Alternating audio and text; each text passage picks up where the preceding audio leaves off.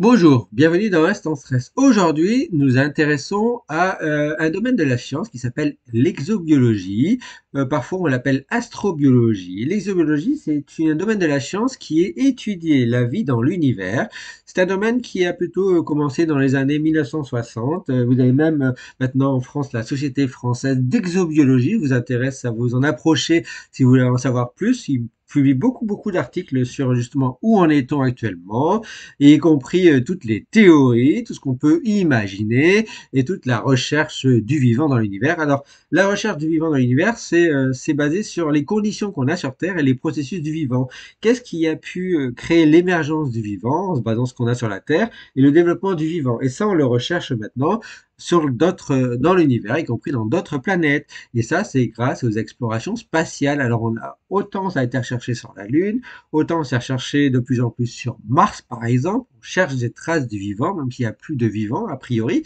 On cherche des traces du vivant, et le trace du vivant qu'on recherche, c'est souvent de l'oxygène, des sources de matière organique, du carbone, alors, oxygène, hydrogène, azote, matière organique, la présence d'eau, la température, ce qu'il y a de la glace, la distance par rapport au soleil, par exemple, ou à un soleil. Euh, il semblerait, en tout cas, que dans l'univers, il y aurait au moins, je vous rappelle que le Soleil est une étoile qui brille, et donc nous, on est dans les conditions idéales par rapport au Soleil pour vivre sur notre planète. Eh bien, il semblerait qu'autour de chaque étoile dans l'univers, il pourrait y avoir au moins une étoile océan, une planète océan. C'est-à-dire une planète océan autour de chaque étoile. Et une planète océan, c'est une planète qui contiendrait de l'eau sous la forme liquide ou pas, sous la forme solide ou gazeuse. Et donc, si elle contient de l'eau, elle contient de l'hydrogène, de l'oxygène, et donc potentiellement de la vie. Et c'est pour ça qu'on recherche la vie. Alors, pas exactement sous la forme des petits extraterrestres, puisque les petits extraterrestres, il y a les théories comme quoi ils sont déjà sur Terre, ils sont déjà venus sur Terre.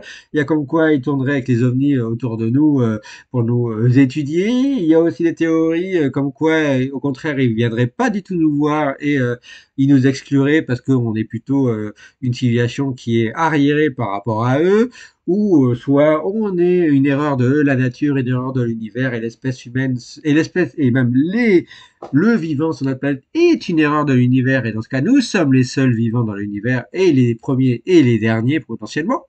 Donc il y a plein de théories qui sont aux extrêmes, et puis il faut faire attention aussi quand on fait de l'exploration dans l'espace, euh, à pas contaminer les autres planètes, que ce soit la Lune ou Mars, avec nos propres parasites, champignons, bactéries et virus.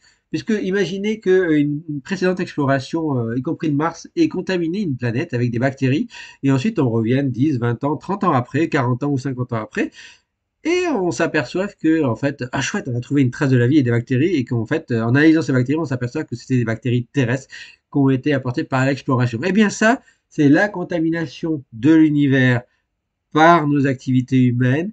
Eh bien, c'est très sérieux, ça existe aussi, et ça va un peu contaminer cette science de l'exobiologie. Donc, il faut savoir ce qui est du vrai, du faux, du contaminant, du pas contaminant, et donc ça, c'est très compliqué à savoir.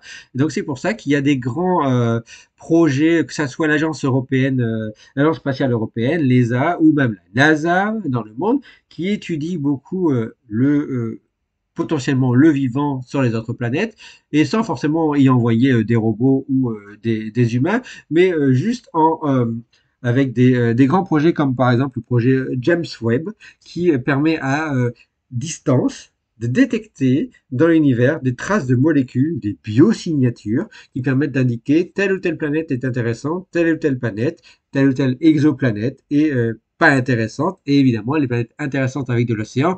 Et évidemment, ça a fait fantasmer certains milliardaires comme Elon Musk, qui en plus d'aller voir sur Mars pour développer une population humaine, vise aussi à ouvrir la diffusion de l'espèce humaine au niveau interplanétaire et donc dans d'autres planètes.